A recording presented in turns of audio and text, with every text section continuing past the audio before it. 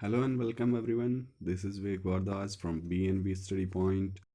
Today we are going to study about socialism in Europe and the Russian Revolution, जो कि class 9th के history में chapter number 2 है. Okay तो इसके लिए कुछ एक्स्ट्रा क्वेश्चन आंसर्स हमने लिए हुए हैं, तो आज इसके बारे में हम लोग स्टडी कर लेंगे. जितने भी क्वेश्चंस आज हमने इस वीडियो में लिए हैं इसको आप नोट डाउन कर लेंगे अपनी कॉपी में, है ना. तो आपके लिए ये बहुत ही बेनिफिशियल होने वाला है.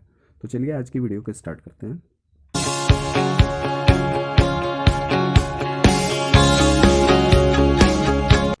क्वेश्चन नंबर 1 जो है वो लिखा हुआ है कि who controlled economic and social powers before 18th century in France.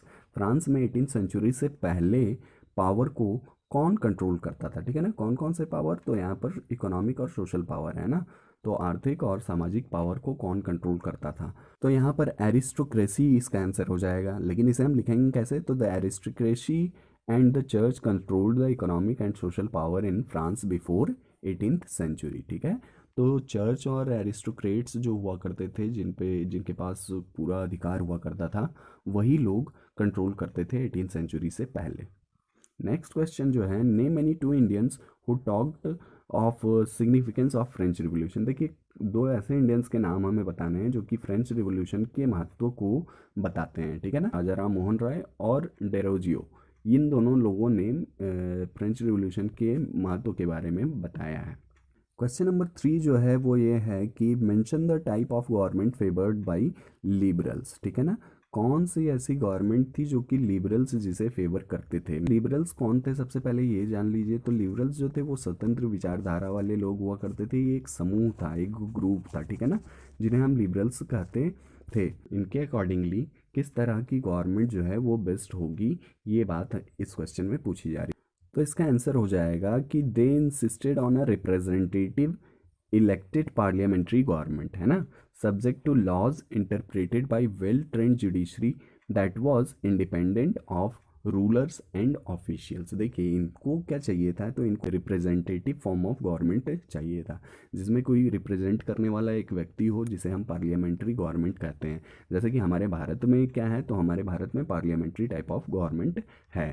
ठीक है ना, तो जिसमें क्या होना चाहिए, तो जो लॉज होने चाहिए वो इंटरप्रेट होने चाहिए किनके द्वारा, तो जुडिशरी के द्वारा, यानी कि न्यायपालिका के द्वारा, है ना. न्यायपालिका हमारे यहाँ भी है और हमारे यहाँ 3 पिलर्स हैं, आप सभी जानते हैं, है ना. तो जिसमें क्या होता है, पहले तो लेगिस्लेशन होता है, तो लेगिस्लेशन की बात कर लेंगे. साथ ही साथ दूसरा क्या होता है, तो एग्जीक्यूटिव होता है. थर्ड हमारा क्या होता है, जुडिशरी होता है. ठीक है ना, तो यही तो 3 लेवल्स हैं जिस पे हमारी गवर्नमेंट वर्क करती है. तो ये तीनों चीज़ों में यहाँ पर हमने क्या देख लिया, तो यहाँ लॉज की डिमांड कर रहे थे, यानी कि एक तरह की डेमोक्रेसी ये लोग डिमांड कर रहे थे, है ना, और जुडिशरी के तहत होना चाहिए. क्वेश्चन नंबर 4 जो है, mention one significant view of radicals. अब देखिए, रेडिकल्स की हम लोग बात करेंगे. अभी हमने लिबरल्स की बात की, अब हम लोग रेडिकल्स की बात करेंगे. तो सिग्निफिकेंट व्यू ऐसे करके क्वेश्चन पूछा जा सकता है, या फिर आपको ये क्वेश्चन इस तरह से भी पूछा जा सकता है, आइडियोलॉजी के बारे में करके, है ना, कि what are the ideologies of radicals, what are the ideology of liberals. तो इसका आंसर हो जाएगा कि radicals wanted a nation in which government was based on majority of a country's population. देखिए, रेडिकल्स की क्या डिमांड थी कि majority of country's population means जिस कंट्री में जो पॉपुलेशन है उसकी जो मेजोरिटी होगी उसी के अकॉर्डिंगली गवर्नमेंट फॉर्म होनी चाहिए. ठीक है ना. क्वेश्चन नंबर 5 जो कहता है वो ये है कि what were the ideas of conservatives. Conservatives के क्या आइडियाज़ थे, किस चीज़ को लेकर के, तो regarding social change in the 19th century, 19वीं शताब्दी में, है ना, क्या सोशल चेंजेस होने चाहिए, इसको लेकर के कंजर्वेटिव्स के क्या आइडियाज़ थे, है ना. अभी हम लोगों ने 2 बातें ऑलरेडी पढ़ ली है, लिबरल्स के बारे में हमने पढ़ लिया और रेडिकल्स के बारे में पढ़ लिया. अब ये जो तीसरा ग्रुप है, कंजर्वेटिव्स, इन्हीं 3 ग्रुप्स के बारे में सबसे पहले आपको पहले ही पेज पे एनसीईआरटी के मिल जाएगा कि लिबरल्स कौन थे, रेडिकल्स कौन थे और कंजर्वेटिव्स कौन थे. ठीक है ना, तो लिबरल्स कौन थे, तो ये डेमोक्रेसी चाहते थे, है ना. रेडिकल्स भी डेमोक्रेसी चाहते थे, लेकिन ये मेजोरिटी के आधार पर चाहते थे और ये सभी रिलीजन को टॉलरेट करते थे, लेकिन इनकी एक डिमेरिट थी, वो ये थी कि ये सभी रिलीजन को मानते ज़रूर थे, लेकिन यूनिवर्सल एडल्ट फ्रेंचाइजी जो कि सभी लोगों को वोट देने का अधिकार हो, वो ये लोग नहीं मानते थे। खास करके महिलाओं को वोट देने का अधिकार ये नहीं देते थे। लेकिन रेडिकल्स में डिफरेंस क्या है कि रेडिकल्स जो है महिलाओं को वोट देने का अधिकार देने की बात कर रहे थे। और कंजर्वेटिव्स की विचारधारा तो यह कहती थी कि कोई चेंज ना आए, और चेंज आए तो बहुत ही ग्रेजुअली आए, धीरे धीरे आए, ना कि सडन चेंज आए। पारंपरिक तौर पे जो भी चीज़ें चल रही हैं थ्रू ट्रेडिशनल वे अपने पास ही पावर को होल्ड करना चाहते थे। तो देखिए यहाँ पर क्या लिखा हुआ है कि the conservatives believe that some changes was required in the society but the changes should be slow. देखिए वही बात यहाँ पर मेंशन कर दिया है कि जो चेंजेस होंगे वो स्लो होने चाहिए। इसका मतलब क्या है, जो ट्रेडिशनल पावर है यानी कि जो गवर्नमेंट ऑलरेडी है उस गवर्नमेंट को चलते रहना चाहिए, ये मांग थी कंजर्वेटिव्स की। क्वेश्चन नंबर 6 जो है, what were nationalist view about revolution. अब देखिए ये 3 ग्रुप्स के बाद हमारे पास आ जाते हैं नेशनलिस्ट। नेशनलिस्ट का मतलब होता जाता है राष्ट्रवादी, ठीक है ना। जो राष्ट्रवादी थे उनकी क्या विचारधारा थी ये रिवोल्यूशन को लेकर के, ठीक है ना। तो देखिए क्या इनकी विचारधारा थी। तो the nationalist viewed that revolution would create nations where all citizens would enjoy equal rights। देखिए राष्ट्रवादी कौन होते हैं, बिल्कुल वही होते हैं जो पूरे सिटीजन्स के बारे में सोचते हैं ना। जैसे कि हमारे यहाँ भी राष्ट्रवादी जो थे वो क्या कर रहे थे, तो उन्होंने अपनी जान की कुर्बानी दी, किसके लिए दी, तो सिटीजन्स के लिए ही ना दी। तो यहाँ पर जब भी नेशनलिस्ट की बात करेंगे हम लोग इस फ्रेंच रिवॉल्यूशन में, रशियन रिवॉल्यूशन में, तो हमें ये बात ध्यान में रखनी है कि उन्होंने सिटीजन्स के सभी अधिकारों की बात की और इक्वल राइट्स की बात की थी, ठीक है ना। तो यही इसका पॉइंट है और यही इसका आंसर हो जाएगा। क्वेश्चन नंबर 7 जो है कि who was responsible for achieving equal rights in Italy. An Italian nationalist, Italy के एक नेशनलिस्ट थे जिनका नाम था Giuseppe Mazzini, conspired with others to achieve equal rights to all citizens in Italy after 1815, ठीक है ना। 1815 के बाद इक्वल राइट्स वहाँ इटली में अचीव हो गया था, जिसके लिए रिस्पॉन्सिबल हमारे गिसेपी मैजिनी महोदय हैं। देखिए क्वेश्चन नंबर 8 जो है ये काफ़ी इंपॉर्टेंट क्वेश्चन है ना, इसको आप लोग इंपॉर्टेंट मार्क करके रख लेंगे कि ये इंपॉर्टेंट क्वेश्चन है, ठीक है। वैसे मैंने जितने भी क्वेश्चंस लिए हैं वो सभी के सभी इंपॉर्टेंट है। जिसे मैं इंपॉर्टेंट बता दूं वो आप कम से कम उसे नोट जरूर कर लें अपनी कॉपी पे, है ना। Mention the reasons included in Russian empire. देखिए अब रशियन एम्पायर में कौन कौन से रीजन यानी कि कौन कौन से क्षेत्र थे इसके बारे में आपको बताना है। तो the Russian empire included territory around Moscow, ठीक है ना। मॉस्को के अराउंड जो कि करंट में कहाँ है, तो फिनलैंड में है, लातविया है, लिथुआनिया है, इस्टोनिया है, पार्ट्स ऑफ पोलैंड है, यूक्रेन, बेलारूस, है ना। तो ये कुछ रीजन्स थे जो कि रशियन एम्पायर में इंक्लूडेड थे। It also comprises some today's central Asian state, कुछ सेंट्रल एशिया के भी स्टेट्स थे जो कि उस दौरान उसमें इंक्लूडेड थे। नेक्स्ट क्वेश्चन जो हमारा है क्वेश्चन नंबर 9, हु वर जातिदिस्ट। अब देखिए जातिदिस्ट कौन थे, ये भी बहुत इंपॉर्टेंट क्वेश्चन है, 1 मार्क में आपको मिल जाएगा ये, है ना। देखिए क्या लिखा है कि द जातिदिस्ट वर मुस्लिम रिफॉर्मर्स। देख रहे हैं आप लोग, जातिदिस्ट से आपको याद रख लेना है कि ये मुस्लिम रिफॉर्मर थे, बस इतना याद रख लेंगे तो सेंटेंस आप ऑटोमेटिक खुद से बना सकते हैं, है ना। कि Jadidists were Muslim reformer within the Russian empire, है कि नहीं, रशियन एम्पायर में ये मुस्लिम रिफॉर्मर थे। They wanted modernised Islam to lead the societies. अब देखिए मुस्लिम रिफॉर्मर थे, क्या हमें पता चल रहा है कि कहीं ना कहीं ये इस्लाम में कुछ मॉडर्नाइजेशन चाहेंगे, तो बिल्कुल यही लाइन तो लिखनी है कि they wanted modernised Islam to lead their society. Okay, next जो क्वेश्चन है हमारा question number 10, what was bloody Sunday. महा इंपॉर्टेंट क्वेश्चन है ये, ठीक है ना। हाँ बिल्कुल महा इंपॉर्टेंट, इसको लिख लीजिएगा, बहुत ही ज़्यादा इंपॉर्टेंट क्वेश्चन है ये, हर एक एग्ज़ाम में पूछा ही जाता है ना। ब्लडी संडे जिसे हम खूनी रविवार के नाम से भी जानते हैं, तो इस क्वेश्चन को आप अपने कॉपी पे नोट भी कर लें और इसे याद भी कर लें। चलिए तो इसका पहले डिफिनीशन देख लेते हैं कि आखिर ब्लडी संडे क्या है। Bloody Sunday was an incident when a workers procession led by Father Gapon was attacked by the police and at Winter Palace Cossacks killing hundreds. देखिए ब्लडी संडे कहने का मतलब ही आपको समझ में आ रहा होगा कि कोई ना कोई संडे का दिन तो रहा ही होगा, है ना। इसीलिए इसको ब्लडी संडे के नाम से जाना जा भी रहा है। तो इस घटना में क्या हुआ था, तो एक वर्कर्स के प्रोसेशन को लीड किया जा रहा था, है ना। जो वर्कर्स थे उनका प्रोसेशन, प्रोसेशन का मतलब होता है जुलूस, ओके। तो जुलूस चल रहा था जिसमें फादर गैपोन जो थे उन्होंने लीड किया था इस पूरे प्रोसेशन को। और वो प्रोसेशन में जा ही रहे थे कि अटैक हो गया था किनके द्वारा, पुलिस के द्वारा, है ना। और उसमें कई 100 लोग मारे भी गए थे और कई तो घायल भी हो गए थे, ठीक है। यहाँ पर आप देख रहे हैं इसे खूनी रविवार के नाम से जाना जाता है। और ये कब की घटना है, तो 9 जनवरी 1905 की घटना है, ठीक है ना। जो रूस की जार सेना ने, ठीक है ना, जार की जो सेना थी, और जार इंग्लिश में अगर आप लिखना चाहें तो TSAR लिखते हैं ना, टी हमारा साइलेंट रहता है जिसे हम जार पढ़ते हैं। तो उनकी सेना ने शांतिपूर्ण मजदूरों तथा उनके बीवी बच्चों के एक जुलूस पर गोलियां बरसाई, जिसके कारण हजारों लोगों की जान गई थी। इस दिन चूंकि रविवार था इसलिए यह खूनी रविवार के नाम से जाना जाता है, जैसा कि हम लोगों ने पहले ही देख लिया है, ठीक है ना। तो अब तो आपको बातें समझ में आ गई होंगी। नेक्स्ट क्वेश्चन नंबर 11 जो है वो ये है कि why did tsar dismiss the first Duma within 75 days of its election. Tsar Nicholas ने पहली ड्यूमा को, ड्यूमा क्या है, तो ड्यूमा वहाँ की पार्लियामेंट का नाम है, और उन्होंने 75 डेज़ के अंदर में, है ना, उसे क्यों डिसमिस कर दिया गया था। तो आइए उसका आंसर जान लेते हैं। The tsar dismiss the first Duma within 75 days of its election because the tsar did not want any reduction in his power and anyone to question his authority. देखिए वह क्या चाहते थे, वो उसकी पावर में कोई reduction ना हो, कमी ना आए, साथ ही साथ उनके फैसलों पर कोई सवाल ना उठाए, ठीक है ना। तो ये था कारण जिसके लिए उन्होंने ड्यूमा को डिसमिस कर दिया था। क्वेश्चन नंबर 12 कहता है कि between which two European alliances First World War broke out. ये वेरी वेरी इंपॉर्टेंट क्वेश्चन है ना, कि किनके बीच में फर्स्ट वर्ल्ड वॉर लड़ा गया था।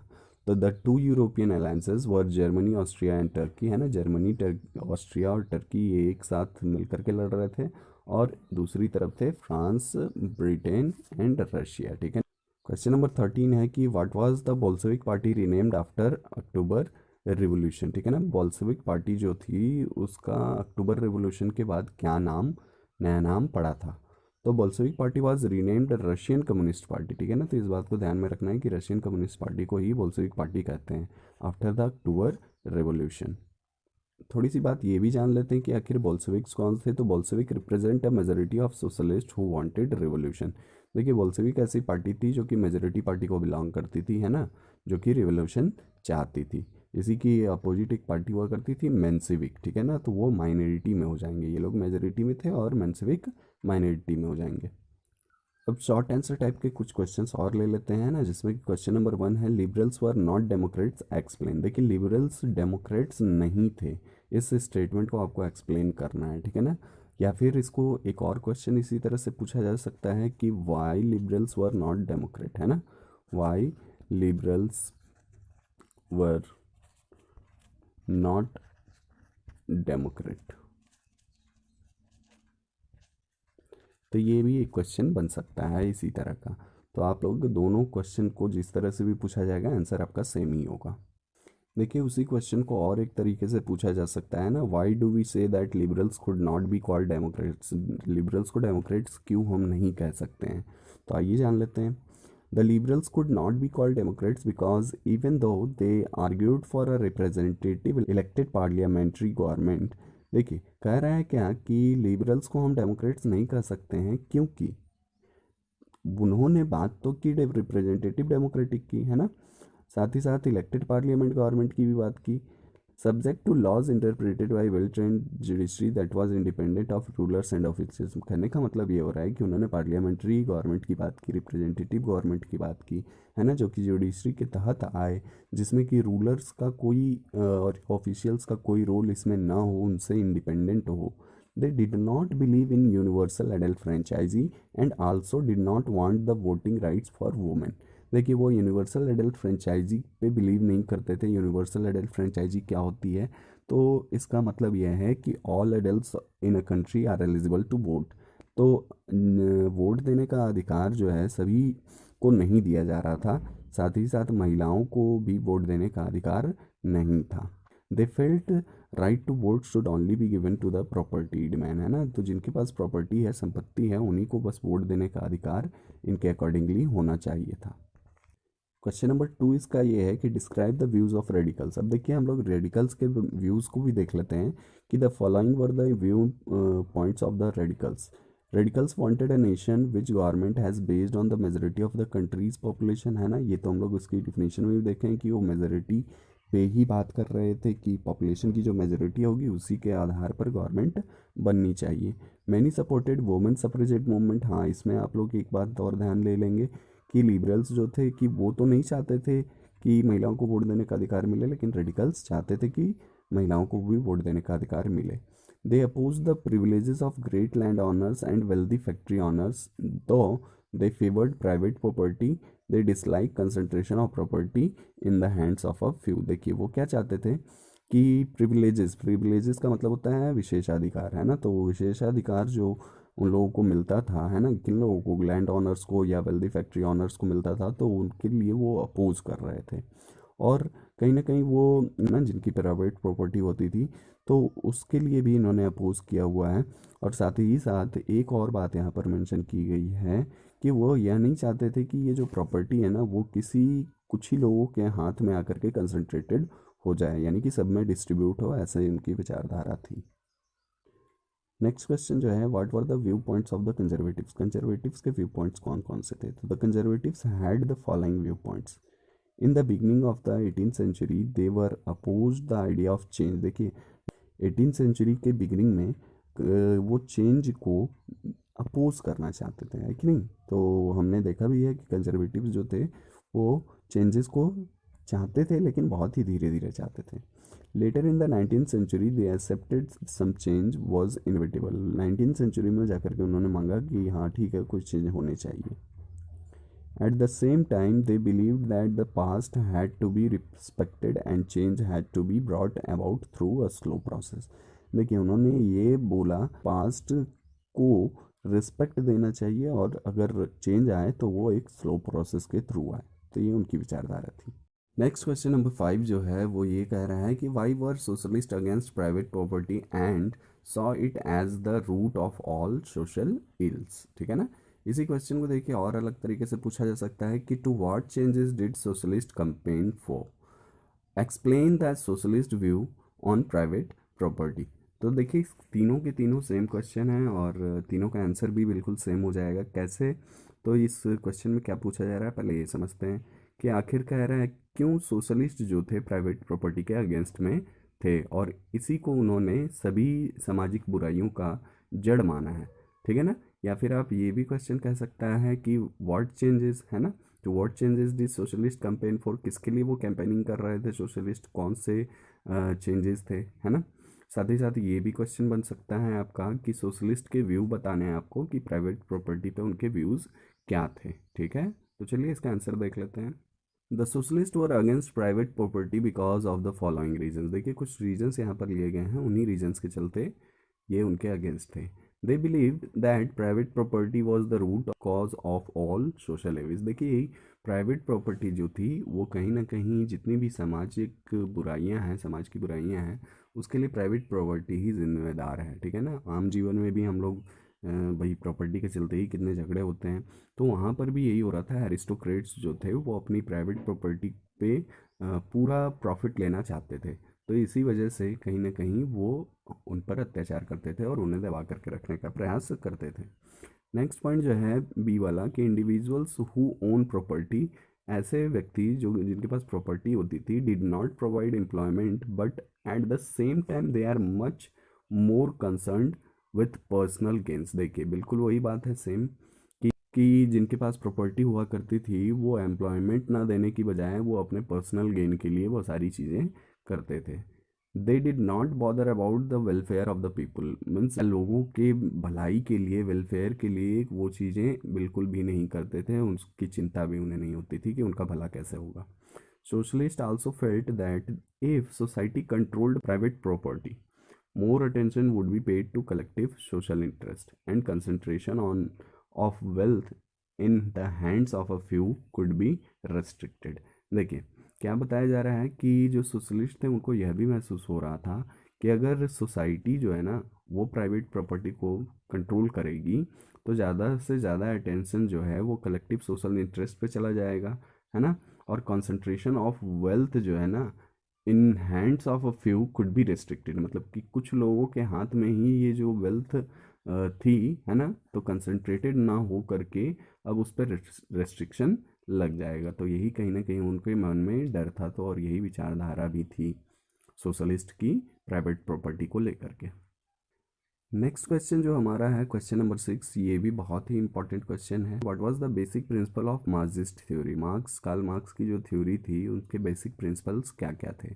तो Marx believed that the condition of the workers could not improve as long as private capitalist had profit motive. देखिए, मार्क्स का यही मानना था कि वर्कर्स की कंडीशन तब तक नहीं सुधर सकती है जब तक कि प्राइवेट कैपिटलिस्ट यानी कि पूंजीवादी, है ना, वो लोग अपने प्राइवेट प्रॉफिट के लिए ही अगर उनका मकसद जब तक रहेगा तब तक उनकी स्थिति सुधर नहीं सकती है। Workers had to overthrow capitalism, तो वर्कर्स को क्या करना पड़ेगा? तो वर्कर्स को कैपिटलिज्म को उठा करके बाहर करना होगा। एंड रूल प्राइवेट प्रॉपर्टी, और जो प्राइवेट प्रॉपर्टी है उस पर शासन करना होगा। Workers must construct a radically society where all property was socially controlled. This would be a communist society, the natural society of the future. बिल्कुल सही बात है, उन्होंने यही कहा कि वर्कर्स को एक ऐसी सोसाइटी बनानी पड़ेगी जहाँ पर वो प्राइवेट प्रॉपर्टी को सामाजिक रूप से कंट्रोल करें, और ये एक कम्युनिस्ट सोसाइटी होगी, और यही हमारे फ्यूचर की नेचुरल सोसाइटी हो सकती है। तो यही बात कार्ल मार्क्स जी कहते थे। नेक्स्ट क्वेश्चन जो 7 है, देखिए इसे क्या लिखा गया है। What was the difference between Bolshevik and Menshevik group? ये भी वेरी वेरी इंपॉर्टेंट क्वेश्चन है ना, वेरी इंपॉर्टेंट क्वेश्चन, क्योंकि ये अक्सर पूछा जाता है कि बोल्शेविक और मेंशेविक में डिफरेंस क्या है ना। Who were Bolshevik and Menshevik, ऐसे करके भी आपको क्वेश्चन पूछा जा सकता है, और ये बेसिक 2016 में आया हुआ भी क्वेश्चन है। तो देखिए इसका आंसर क्या हो जाएगा। इसका आंसर लिखा है कि the Bolsheviks were the majority group lead by Vladimir Lenin. देखिए, व्लादिमीर लेनिन के द्वारा एक मेजॉरिटी ग्रुप थी, है ना, जिसको बोल्शेविक हम लोग कहते हैं, तो इन्हीं के द्वारा लीड की जा रही थी। Who thought that in a repressive society like Tsarist Russia the party should be disciplined and control the number and the quality of its members. They were the group who conducted the Russian Revolution. देखिए, उनका कहना ये था कि एक ऐसी repressive society जिसमें बहुत ज़्यादा अत्याचार हो रहा हो, जैसे कि जारिस्ट रशिया, रशिया में जार का शासन था, निकोलस जार का शासन था, है ना। तो ऐसे सोसाइटी के लिए क्या होना चाहिए? तो एक ऐसी पार्टी होनी चाहिए जो कि काफ़ी डिसिप्लिन्ड हो, उनके जो सदस्य हों उनकी संख्या और उनकी क्वालिटी दोनों में वो डिसिप्लिन्ड हो, ठीक है। तो ये बातें यहाँ पर बोल्शेविक्स की बात हो रही है, और ये एक ऐसे ग्रुप थे जिन्होंने रशियन रेवोल्यूशन को किया था, ठीक है ना। और मेंशेविक्स की अगर बात करें तो वर द माइनॉरिटी ग्रुप, ये माइनॉरिटी ग्रुप थे। Who thought that the party should be open to all, उनके अकॉर्डिंगली पार्टी जो है सबके लिए ओपन होनी चाहिए थी। यहाँ पर तो डिसिप्लिन्ड होना चाहिए था, लेकिन यहाँ पर ओपन कही गई है बात। They did not believe in revolution, revolution में वो बिलीव नहीं करते थे, but wanted to bring changes through democratic means, लेकिन वो डेमोक्रेटिक रहते हुए कहीं ना कहीं कुछ चेंजेस चाहते थे। नेक्स्ट क्वेश्चन जो हमारा है वो है question number 8, describe the incident known as Bloody Sunday. देखिए, ब्लडी संडे का क्वेश्चन दोबारा से आ गया है, लेकिन ये थोड़ा लॉन्ग आंसर में है, इसको ज़रा ध्यान से देखिएगा क्योंकि ये बहुत ही ज़्यादा इंपॉर्टेंट हो जाता है, वीवीआई क्वेश्चन है, ये हमेशा एग्जाम में पूछा ही जाता है आपको। The following events gave way to the incident known as Bloody Sunday are, देखिए क्या क्या लिखा हुआ है। तो the dismissal of 4 members of the assembly of Russian workers called for an industrial action by the workers. हुआ क्या कि 4 सदस्यों को असेंबली के, है ना, जो कि रशियन वर्कर्स थे, उनको डिसमिस कर दिया गया। तो उसके चलते ये ब्लडी संडे हुआ था, ये पहला रीज़न है। दूसरा रीज़न क्या है? Over 1,10,000 workers in Saint Petersburg went on strike in 1905। देखिए 1905 में क्या हुआ था कि सेंट पीटर्सबर्ग में 1,10,000 से ज़्यादा लोग जो थे ना वो स्ट्राइक पर चले गए थे। डिमांड कर रहे थे, किस चीज़ की डिमांड कर रहे थे? तो reduction in the working day, दिन में उन्हें 12 घंटे काम करने पड़ते थे, 14 घंटे काम करने पड़ते थे, तो उनकी डिमांड थी कि 8 घंटे तक ही हमें काम करने का अवसर मिले। एंड इंक्रीज़ इन वेजेस, और साथ ही साथ जो उनकी वेजेस हैं, जो उनकी तनख्वाह होती है उसमें वृद्धि हो। And improvement in working condition, और कार्य करने की जो परिस्थिति है उसमें भी इम्प्रूवमेंट लाने की बात उन्होंने की थी। नेक्स्ट जो पॉइंट है वो ये है कि when this proposition led by Father Gapon reached Winter Palace, it was attacked by the police and Cossacks. Hundreds of the workers were killed and many hundreds wounded. This incident came to be known as Bloody Sunday. It started a series of events that later resulted in 1905 revolution. देखिए father गैपन के द्वारा एक procession lead किया जा रहा था winter palace की तरफ, लेकिन बीच में ही क्या हुआ कि अटैक हो गया उनके ऊपर, है ना। तो उसमें जितने भी निर्दोष लोग थे, है ना, महिलाएं, बच्चे, उन सभी के ऊपर पुलिस के द्वारा, कॉजेक्स भी सेना होती है ना, उसी सेना के द्वारा क्या हुआ कि अटैक कर दिया गया। उसमें सैकड़ों लोग तो मारे गए और कितने घायल भी हो गए, और इसी इंसिडेंट को ब्लडी संडे के नाम से जाना जाता है। और यही जो एक तरह से आप कह सकते हैं 1905 की रिवॉल्यूशन की शुरुआत थी। यहाँ पर नोट में देखिए मैंने फादर गैपन के बारे में कुछ लिखा है, क्योंकि इनके बारे में भी थोड़ा जानना जरूरी है। कभी कभी क्वेश्चन पूछ भी लिया जाता है हु वॉज फादर गैपन, तो आइए देख लेते हैं। Father Gapon was the leader of the procession of workers, है ना, जो प्रोसेशन हो रहा था, जो जुलूस निकाला जा रहा था, तो उसके वो लीडर थे, ठीक है ना। Who march towards the Winter Palace in Saint Petersburg, जो कि मार्च कर रहे थे विंटर पैलेस की तरफ सेंट पीटर्सबर्ग में। He organised a petition complaining about working condition in the city and calling for change. इन्होंने ऑर्गेनाइज किया एक पटिशन, पटिशन मतलब अर्जी होती है, उन्होंने एक अर्जी दायर की, है ना, कंप्लेन करते हुए वर्किंग कंडीशन को लेकर के, और उन्होंने बदलाव की मांग की। It was signed by over 150,000 people, है ना। On 22 January 1905 Father Gapon led a march to deliver a petition to the tsar. देखिए जार के लिए वो ये पटिशन लेकर के जा रहे थे उनको देने के लिए। Thousands of workers took part in this peaceful protest, और इस पीसफुल प्रोटेस्ट में हज़ारों लोगों की संख्या में लोग शामिल हुए थे, ठीक है। फादर गैपन के बारे में आप ज़रूर से ज़रूर लिख लें, क्योंकि इनका क्वेश्चन भी पूछ लिया जाता है। नेक्स्ट क्वेश्चन जो है वो है क्वेश्चन नंबर 9, जिसमें कि लेनिन के अप्रैल थेसिस, इंपॉर्टेंट, इसे भी मार्क कर लेंगे आप लोग। अप्रैल थेसिस जो है लेनिन के द्वारा, है ना, व्लादिमीर लेनिन जो थे उनके द्वारा अप्रैल थेसिस दिया गया था। तो कौन सी वो थीसिस थी, आइए देख लेते हैं। इस क्वेश्चन को एक और तरीके से पूछा जा सकता है कि what were the demands referred in लेनिन्स April thesis. Lenin के अप्रैल थेसिस में कौन सी डिमांड्स थी जो कि रखी गई थी। तो पहली डिमांड देखिए क्या लिखा है, World War 1 should be brought to an end. देखिए वर्ल्ड वॉर 1 को समाप्त करने की बात लेनिन ने कही। नेक्स्ट पॉइंट ये है कि land should be transfer to the peasants, है ना, जो ज़मीनें हैं, जो प्राइवेट प्रॉपर्टी है, वो किसानों को सौंप देनी चाहिए। बैंक शुड बी नेशनलाइज, और बैंक्स को नेशनलाइज कर लेना चाहिए। देखिए इसे हिंदी में भी हम लोग देख सकते हैं कि युद्ध को बंद किया जाए, भूमि किसानों को हस्तांतरण की जाए, बैंकों का राष्ट्रीयकरण हो। तो ये 3 मांगे थी लेनिन के द्वारा, जो कि उनके अप्रैल थेसिस के नाम से फेमस है। चलिए अब लॉन्ग आंसर टाइप क्वेश्चंस को भी हम लोग देख लेते हैं, जिसमें कि क्वेश्चन नंबर 1 यही है कि mention any 2 changes introduced by Stalin in the Russia economy, ठीक है ना, इन द रशियन इकोनॉमी। देखिए क्या कह रहा है कि कोई 2 ऐसे बदलाव के बारे में बताना है जो कि स्टालिन महोदय ने किया था रशियन इकोनॉमी में, है ना। How did Stalin deal with the critics, और उनके जो आलोचक थे उनके साथ स्टालिन ने किस तरह से डील किया। तो आइए हम लोग इसको देख लेते हैं। The following changes were introduced by Stalin. पहला पॉइंट ये है कि एलिमिनेशन ऑफ कुलक्स, कुलक्स को एलिमिनेट कर दिया था। कुलक्स कौन थे, तो कुलक्स वर रिच पीजेंट्स, है ना, ये आप लोग जानते हैं, ठीक है ना। कुलक्स वर रिच पीजेंट्स, ठीक। Elimination of kulaks the well to do farmers, the land from the kulaks was taken and state controlled farms were established. देखिए और उनसे क्या किया गया, कुलक्स से ज़मीन जो थी उसे ले लिया गया, और राष्ट्र था उसके द्वारा कंट्रोल किया जाने लगा था, ऐसे फार्म्स को इस्टेब्लिश किया गया था। देखिए इसका सेकंड पॉइंट क्या है कि collectivisation of land, that is Stalin's collectivisation programme was followed, है ना। स्टालिन के द्वारा कलेक्टिवाइजेशन ऑफ लैंड का प्रोसेस दिया गया था, जिसमें क्या हो रहा था, तो देखिए all peasants had to cultivate collective farms, जिन्हें हम कोलखोज कहते थे, है ना। कलेक्टिव फार्म्स को कोलखोज कहा जाता था, और उन्हीं पर उन्हें किसानी करनी पड़ती थी। And the profit was shared by the peasants working on the land, और उससे जो भी प्रॉफिट होता था वो शेयर किया जाता था पीजेंट्स के द्वारा, ठीक है। There were peasants resistance which Stalin dealt with severely. देखिए पीजेंट्स के द्वारा भी कहीं ना कहीं कुछ रेजिस्टेंस देखने को मिल रहा था स्टालिन को। रेजिस्टेंस कहने का मतलब क्या है कि विरोध देखने को मिल रहा था, लेकिन उसको काफ़ी कठोरता के साथ स्टालिन ने उसके साथ डील किया था।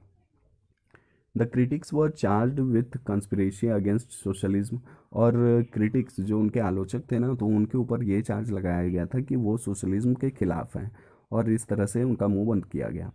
Many were deported and exiled, कई लोगों को तो मार दिया गया और कई लोगों को देश से निकाल भी दिया गया था। एंड फोर्स्ड इनटू प्रिजन्स, और जेल में बंद भी कर दिया गया था, और लेबर कैंप्स में उन्हें भर दिया गया था। Many were forced to make false statements under torture and were later executed, कई लोगों को तो ज़बरदस्ती टॉर्चर करके, है ना, फॉल्स स्टेटमेंट मतलब उनसे कबूल करा लिया गया था कि हाँ हमने सोशलिज्म के खिलाफ बात कही है, और बाद में उन्हें एग्जीक्यूट भी कर दिया गया। एग्जीक्यूट करने का मतलब होता है मार देना, ख़त्म कर देना। देखिए इसका क्वेश्चन नंबर 2 जो है, what were the events preceding the 1905 revolution in Russia. देखिए कौन सा ऐसे इवेंट्स थे जिसके तहत 1905 का रेवोल्यूशन रशिया में आया था, या फिर इसके कॉजेज़ को भी अगर हम देखें, ठीक है ना, तो ये भी पूछा जा सकता है कि what were the causes of 1905 revolution in Russia. तो कॉजेज़ भी बिल्कुल आपको यही हो जाएंगे। तो the following events preceded the 1905 revolution in Russia. पहला क्या है कि the year 1904 was particularly bad one for Russia workers, है ना, रशियन वर्कर्स के लिए 1904 जो ईयर था वो क्या था, काफ़ी बुरा था। Prices of essential goods rose rapidly and the real wages decline. देखिए जो गुड्स थे, वस्तुएं जो हुआ करती थी ज़रूरत की, उनके प्राइसेस क्या हो रहे थे, उनके प्राइसेस बढ़ गए थे, और उनकी वेजेस जो थी वो क्या हो गई थी, तो वो डिक्लाइन हो गई थी, जिसके चलते कि ये रिवोल्यूशन होने का कारण बना। सेकेंड पॉइंट ये है कि the membership of workers associations rose dramatically, कई एसोसिएशंस बढ़ने लगे थे, तो जिसकी वजह से भी रिवोल्यूशन होना स्टार्ट हो गया था, है ना। जब संगठन किसी चीज़ के बारे में बनेगा तो कहीं ना कहीं रिवोल्यूशन वो का रूप लेगा। सी पॉइंट इसका जो ये है कि there was a call for an industrial action when 4 of the workers at the Putilov iron works were dismissed. देखिए क्या हो रहा था, इंडस्ट्रियल डिपार्टमेंट के लोगों द्वारा भी एक्शन लिया गया था। कब? जब 4 वर्कर्स उसके डिसमिस कर दिए गए थे तब, है ना। और ये कहाँ हुआ था? पुतिलाव आयरन वर्क्स में उन्हें डिसमिस किया गया था। इसका नेक्स्ट पॉइंट ये है कि there were mass strikes by workers demanding reduction in working hours of an increase in wages and improvement in working conditions. वहाँ पर क्या डिमांड हो रही थी वर्कर्स की कि वर्किंग आवर्स, है ना, काम करने के जो घंटे होते हैं ना, 12 घंटे 14 घंटे ना हो करके सिर्फ 8 घंटे हों, तो इसकी डिमांड वो कर रहे थे। और साथ ही साथ वेजेस में इंक्रीज चाह रहे थे, तनख्वाह में वृद्धि चाह रहे थे, और वहाँ की वर्किंग कंडीशन जो थी उसमें भी इम्प्रूवमेंट आए, ऐसे ही उनकी डिमांड थी। तो ये सब कारण है जिसके चलते 1905 रिवोल्यूशन रशिया में हुआ था। नेक्स्ट पॉइंट आपका क्या है कि when a procession of workers lead by Father Gapon reach the Winter Palace. अब देखिए फादर गैपन के द्वारा एक प्रोसेशन लेके जाया जा रहा था विंटर पैलेस की तरफ, तो वहाँ पर पुलिस और कॉजेक्स ने अटैक कर दिया था, और साथ ही साथ वहाँ पर सैकड़ों संख्या में लोग मारे गए थे, है ना। और इस इंसिडेंट को हम लोग ब्लडी संडे के नाम से जानते हैं, और यहीं से समझ लीजिए कि 1905 के रिवोल्यूशन की शुरुआत हुई। नेक्स्ट क्वेश्चन इसका ये है कि describe the steps taken by Tsar Nicholas two after the revolution to maintain his authority. देखिए अब इतने सारे रिवोल्यूशन हो रहे थे, जार निकोलस कुछ करेगा नहीं? बिल्कुल करेगा। तो उसने अपनी अथॉरिटी को बचाए रखने के लिए, मेंटेन करने के लिए क्या एक्शन लिए, कौन से स्टेप्स लिए, तो इन्हीं के बारे में हम लोग बात करेंगे। तो देखिए कुछ फॉलोइंग स्टेप्स हैं जिन्हें मैं पढ़ देता हूँ। पहला स्टेप क्या है कि under pressure he allowed the creation of an elected consultative parliament और ड्यूमा। उन्होंने क्या किया, बहुत ही प्रेशर उनके ऊपर था, है ना, तो उन्होंने अलाउ किया कि चलो ठीक है कंसल्टेटिव पार्लियामेंट बना लेते हैं, जिसे ड्यूमा के नाम से जाना जाता था, ठीक है ना। तो ये उन्होंने बनाने की इजाज़त दी। Most committees and unions were declared illegal. हाँ लेकिन कई कमिटीज़ जो थे और ऑर्गेनाइजेशंस जो थे, है ना, तो उनको क्या कर दिया गया था, उनको इलीगल घोषित कर दिया इन्होंने। Sewer restrictions were placed on political activity, और कई पॉलिटिकल एक्टिविटी पे उन्होंने रिस्ट्रिक्शन भी लगा दिए थे कि इस तरह की एक्टिविटीज़ नहीं होनी चाहिए। Later he dismissed the Duma within 75 days, और बाद में उन्होंने क्या किया कि ड्यूमा को उन्होंने 75 दिनों के अंदर ही डिसमिस कर दिया गया था। तो देखिए यहाँ से एक क्वेश्चन भी बन सकता है कि first Duma was dismissed in how many days, तो आप बता सकते हैं कि 75 डेज में उसे डिसमिस कर दिया गया था। And reelected second Duma within 3 months, और फिर सेकेंड ड्यूमा कब, कितने दिनों के अंदर या कितने महीनों के अंदर उसे बनाया गया था, तो विद इन 3 मंथ्स आपको वो बना लिया गया था। तो इस बात को भी आपको ध्यान में रखना है। नेक्स्ट पॉइंट ये है कि the voting laws were change, और वोटिंग करने के जो लॉ थे उसमें भी बदलाव किया गया था। The third Duma was packed with conservatives and try to keep liberals and revolutionaries out of Duma. देखिए तीसरी ड्यूमा में क्या हुआ था, कंजर्वेटिव्स को ही उसमें भर दिया गया था, है ना, और लिबरल्स और रिवोल्यूशनरीज को ना बाहर ही रखा गया था। और उसकी असेंबली की अगर आप इमेज देखेंगे तो वहाँ पर वो लोग खड़े थे और कंजर्वेटिव्स बैठे हुए भी थे। नेक्स्ट इसका जो क्वेश्चन है कि what were the conditions in Russia during the first World war. देखिए ये भी क्वेश्चन बहुत ही ज़्यादा इंपॉर्टेंट है ना, तो इसे भी आप लोग नोट कर लेंगे कि आखिर पहले विश्व युद्ध का प्रभाव रशिया पर क्या पड़ा। वैसे भी इस तरह के क्वेश्चंस हमेशा बनते हैं कि what was the impact, what was the effect, what was the condition, है ना। तो इस तरह से क्वेश्चन आपको बनेंगे कि वर्ल्ड वॉर के क्या कंडीशन थे, क्या इम्पैक्ट था, क्या प्रभाव पड़ा। तो आइए देख लेते हैं क्या क्या प्रभाव पड़ा। तो पहला पॉइंट इसका ये है कि Russia become part of first World war in 1914। 1914 में ही रशिया जो था फर्स्ट वर्ल्ड वॉर का हिस्सा बन गया था। और शुरुआत में क्या हुआ, in the beginning the war was popular, war काफ़ी पॉपुलर था। The Tsar refuse to consult the main parties in the Duma. Duma में जो मेन पार्टीज थी तो उनसे कंसल्ट करने से उन्होंने रिफ्यूज़ कर दिया था जार निकोलस ने। This led to weaken the support within Russia. ठीक है ना, इसके चलते क्या हुआ, जो सपोर्ट था ना रशिया में तो कहीं ना कहीं वो कम हो गया था, वीक हो गया था। Anti German sentiments among the Russians were on an increase. देखिए जो जर्मन सेंटिमेंट्स थे कहीं ना कहीं वो बढ़ रहे थे रशिया के खिलाफ।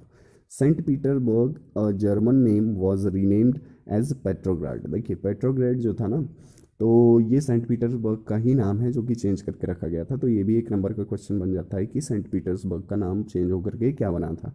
तो इसका आंसर है पेट्रोग्रेड।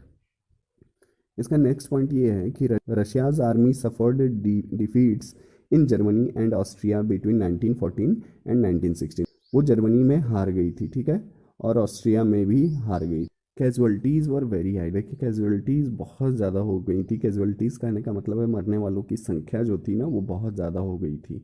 Soldiers did not wish to fight such a war. और जो सोल्जर्स थे ना वो इस तरह के वार को लड़ना नहीं चाहते थे।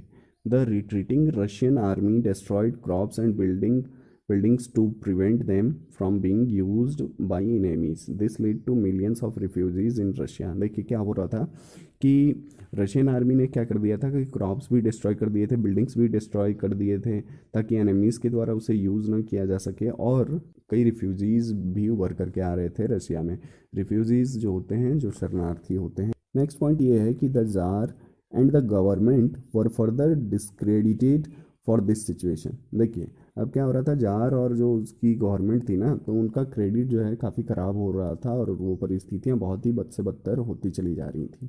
The war was also had a severe impact on industry. देखिए इंडस्ट्रीज़ पे भी इसका प्रभाव बहुत पड़ रहा था। Russia had few industries and that too were cut from suppliers of industrial goods by German control of the Baltic Sea. Russia के पास कुछ ही इंडस्ट्रीज़ हुआ करती थी लेकिन वो भी क्या हो गया था, तो सप्लायर्स और इंडस्ट्रियल गुड्स से उनका कट ऑफ हो चुका था। और जर्मन का जो कंट्रोल था जो कि बाल्टिक सी पे उनका कंट्रोल हुआ करता था तो उससे भी उन्हें हाथ धोना पड़ा था। Industrial equipment began to disintegrate. और जो भी इक्विपमेंट्स थे, जो भी औजार थे, उन्हें डिसइंटीग्रेट करना पड़ा। Railway lines began to break down. Railway lines भी जो थी वो भी ब्रेक डाउन होने लगी थी। नेक्स्ट पॉइंट क्या है कि able bodied men were called up to the war, है ना। तो जिनके पास क्षमता हो रही थी उनको क्या वॉर में बुला लिया जा रहा था, जिससे कि लेबर के शॉर्टेज हो रहे थे और कई इंडस्ट्रीज कई वर्कशॉप जो थे वो शट डाउन हो गए थे, यानी कि बंद हो गए थे। Grains were sent to feed the army. और आर्मी के भोजन के लिए ग्रेन्स को भेज दिया गया था, जिससे कि फूड शॉर्टेज भी हो गया था शहरों में। रियोट्स जो हो रहे थे, यानी कि रियोट्स का मतलब क्या होता है, दंगे होते हैं। तो ब्रेड शॉप पे दंगे होने लगे थे और ये कॉमन सी बात हो गई थी पूरे रशिया में, ठीक है ना। तो ये थे कुछ 5 to 6 पॉइंट्स और इनमें से आप कोई 5 पॉइंट्स अगर लिख लेते हैं तो आपका आंसर कंप्लीट हो जाएगा। नेक्स्ट क्वेश्चन इसका जो 5 है ये भी बहुत इंपॉर्टेंट क्वेश्चन है, इसे भी नोट कर लेंगे आप लोग। चलिए देख लेते हैं इसको क्या कहा जा रहा है कि what steps were taken to improve the conditions of factory workers. Factory workers के कंडीशंस को इम्प्रूव करने के लिए, है ना, और पीजेंट्स के कंडीशन को इम्प्रूव करने के लिए रशिया में क्या किए जा रहे थे सिविल वॉर के बाद। तो कुछ फॉलोइंग स्टेप्स हैं उनको हम लोग देख लेते हैं। पहला क्या है, various industries were set up like Magnitogorsk city. Extended schooling system को एक्सटेंड किया गया था, है ना। So factory workers could also access universities, ताकि फैक्ट्री वर्कर्स जो हैं यूनिवर्सिटीज़ तक भी पहुंच सकें। Creches for children of women factory workers were established, बिल्कुल ऐसी महिलाएं जो कि फैक्ट्री वर्कर्स हुआ करती थी तो उनके लिए क्रेचेस बनाए गए ताकि बच्चे उनके वहाँ पर उन्हें वो फीड कर सकें, उन्हें भोजन करा सकें, है ना, पलना वगैरह लगाया गया था। साथ ही साथ नेक्स्ट पॉइंट ये है कि cheap public health care was provided, सस्ते हेल्थ केयर भी प्रोवाइड किए जा रहे थे। Model living quarters were built up for workers, और कहीं ना कहीं कुछ क्वार्टर्स भी बनाए जा रहे थे, घर बनाए जा रहे थे उनके लिए, कॉलोनीज़ बनाई जा रही थी ताकि वहाँ वर्कर्स रह सकें। नेक्स्ट पॉइंट ये है कि Lenin order land distribution and permitted peasants to cultivate the land, और क्या हुआ कि रीडिस्ट्रीब्यूशन कराया गया लैंड का, और ये लेनिन महोदय के द्वारा कराया गया था ताकि पीजेंट्स जो हैं उस लैंड पर कल्टिवेट कर सके, कृषि कर सकें। Communes were set up and income was divided according to the problems of the cooperative commissions. देखिए कुछ कम्युनिटीज़ बनाई जा रही थी, कोऑपरेटिव कमीशन बनाए जा रहे थे, जिसके अकॉर्डिंगली अगर जिस परिवार को जितने की आवश्यकता हो रही है, जैसे इनकम की आवश्यकता हो रही है, तो उसी के अकॉर्डिंगली उसे डिवाइड किया जा सके। तो ये थे कुछ पॉइंट्स, इनमें से भी 5 पॉइंट अगर आप लिख लेते हैं तो आपका आंसर कंप्लीट हो जाएगा। तो आज की क्लास में बस इतना ही। आई होप कि आप लोगों को ये सोशलिज्म इन यूरोप समझ में भी आ गया होगा और इसके क्वेश्चन आंसर्स भी आप समझ गए होंगे। तो मिलते हैं अगली वीडियो में। Thank you very much.